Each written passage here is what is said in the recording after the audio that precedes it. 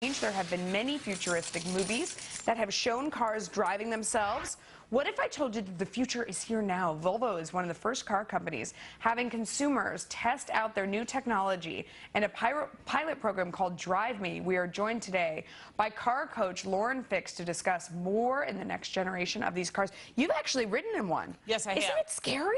It was scary a little bit initially that he didn't have his hands on the wheel, but we were in Georgetown doing the test, and people that were on bicycles, which is very common in Georgetown, were a little freaked out. They were, I looked over like, you're not going to drive into me, are you? But the technology is there. It could be done today. I could see making the argument that it's safer and that it's less safe. I mean, it's safer because the driver's not getting distracted. You're not, incorrectly estimating how much time it would take you to brake. There's all that kind of stuff. Right. It's less safe because, what happens if the computer goes wrong, like everybody's computer does? So reconcile those things for me. There's a lot of interesting. On the highway, I think they pretty much have that down. And Audi's been testing it, and Google's been testing it, and Mercedes and Nissan. So there's other manufacturers out there sharing data.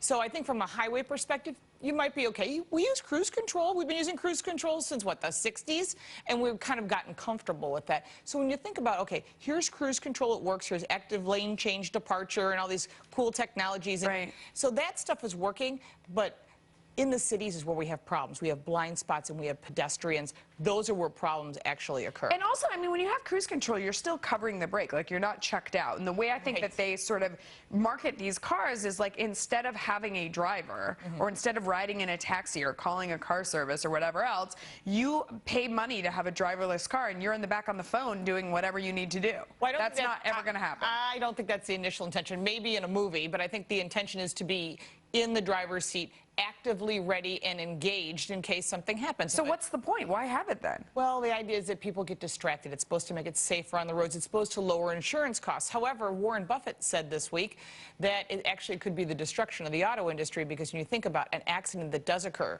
whose fault is it? Is it the fault of the manufacturer? Is it the fault of the driver? And you're going to have a lot of government regulations and insurance regulations. And it could be just a small portion of people that own these cars, but all it takes is a few pretty serious accidents, and then things are going to change. Well, how is it the end of the auto industry, though? Because we already have so many things. I mean, you have, the defective car that kills people. You have the accident. I mean, in many states now, it's no fault. You kind of have the insurance. Everybody splits it. Right. I don't think it's going to affect the auto industry as a whole. I think it's going to affect the insurance industry. The auto insurance industry is going to take a huge impact, and I think it could raise your rates until all this is sorted out. Plus, we have government regulation, which will never change. All right, Lauren, thank you so much. Twitter ruffling